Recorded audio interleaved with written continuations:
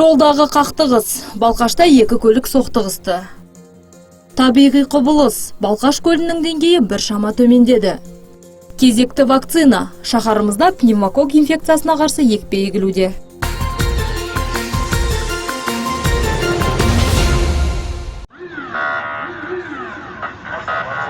Балқашта Қадыржанов көшесінің бойында жол көлік оқиғасы болды. Сағат түнгі 11-лер шамасында екі жеңіл көлік соқтығысқан. Бейнетаспадан жеңіл көліктің бірі қарама-қарсы бағытқа шығып кеткенін көруге болады. Бүгінде жол көлік оқиғасы бойынша әкімшілік іс қозғалды. Оқиғадан зардап шеккендер жоқ. 2020 жылдың 5 қазан күні 23:00 шамасында Мұхамеджанов шағын ауданының 35 үйдің жанында Қадыржанова көшесінің бойында екі көліктің қатысуымен жол көлік оқиғасы тіркелді. Бұл факт бойынша Қазақстан Республикасының әкімшілік құқық бұзушылық кодексінің 610 бабы бойынша әкімшілік іс қозғалды. Балқаш көлінің кей жерлерінде су деңгейі 5-6 метрге дейін төмендеген. Мамандардың айтуынша, бұл табиғи құбылыс жыл сайын дәл осы уақытта қайталанады. Жаз айларында жауын аз болса, суда шамалы төмендейді. Ал биыл көл суының азаюына Мойнақ су электр станциясында жүріп жатқан жөндеу жұмыстары себеп.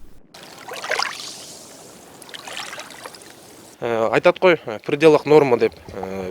Қазір 150 мен 350 арасында метр кубический су жіберіп жатыр.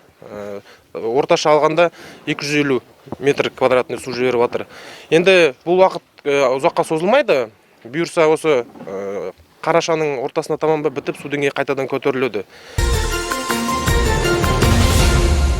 Жыл басынан бері 800-ге жуық балқаштық бүлдіршін пневмокок инфекциясына қарсы екпе алды. Ұлттық екпелер күнтізбесі бойынша балаларға 2 мен 4 айлығында және 1 мен 2 жас аралығында екпе алу міндеттеледі. Енді ересектерге де кезек келді. Дәрігерлер күз айларында бұл инфекциядан туындайтын аурулардың қатары артады деп отыр. Әсіресе 65 жастан асқан және созылмалы аурулармен ауыратын жандарға қауіпті. Бүгінде Балқашқа 530 дана вакцина жеткізіліп, оның 47-сін қала тұрғындары ақылы түрде еккізген. Зерттеулер көрсеткенде екпе алу ауруханаға жатқызу қаупін 73%-ға төмендетеді. Эпидемиологтар ересектер үшін бұл вакцина бір рет жасалып, 3 аптадан кейін иммунитет қалыптастыра бастайды деп отыр. Тек екпе алмас бұрын терапевт дәрігердің кеңесіне жүгініңіз.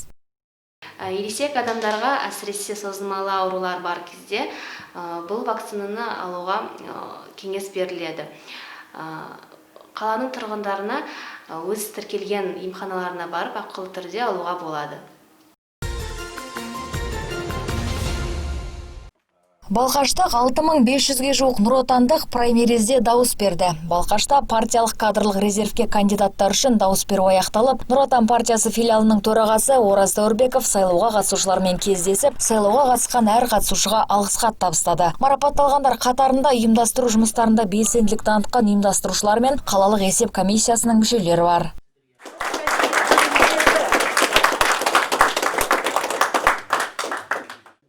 Партияшілік іріктеуге 35 кандидат қатысқан. Олар қала тұрғындарынан 100-ден аса ұсыныс қабылдаған. Балқаштықтар көкейіндегі мәселелер қолжетімді баспана, жолдардың жөнделуі, әлеуметтік қолдау, денсаулық сақтау және білім беру саласы турасында болды. Алдағы уақытта праймериз қорытындысы шығып, екінші кезеңге жолдама алған қатысушылар есімі белгілі болмақ.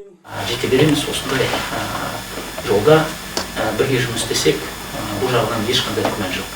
Сіздерге көптен көп рахмет.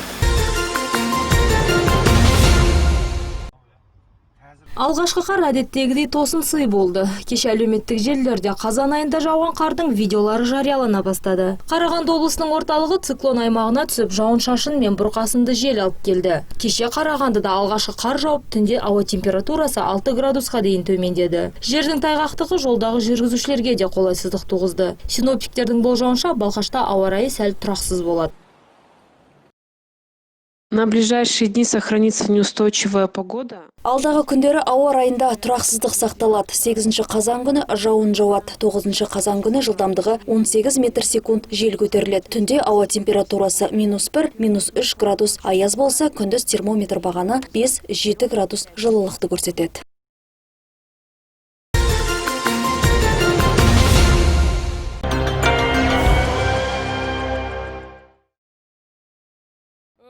Қоғам назары айдарына жолданған кезекті бейне жазба Сейфуллин көшесінің тұрғынынан келді. Онда көшедегі жарық бағанасының қисайып тұрғанын көруге болады. Тұрғынымыз құлағалы тұрған бағана адам өміріне қауіп төндіруі мүмкін деп алаңдаушылық білдіруде. Столб наклонен очень сильно, опасно стоит. Хочу, чтобы обратили на это внимание, не дай бог упадет. Жарық бағанасына жауапты Жібек жолы жауапкершілігі шектеулі серіктестігі тұрғын атап өткен мәселеге қатысты жауап берді. Электр мамандары ертеңнен бастап бұл жұмысты қолға аламыз деп отыр. Сейфуллин көшесі тұрғындарының шағымы бойынша дала жарығының номер 1 темір бағаны қисайып тұр. Ертеңгі күннен бастап темір бағанды түзету жұмыстары басталады.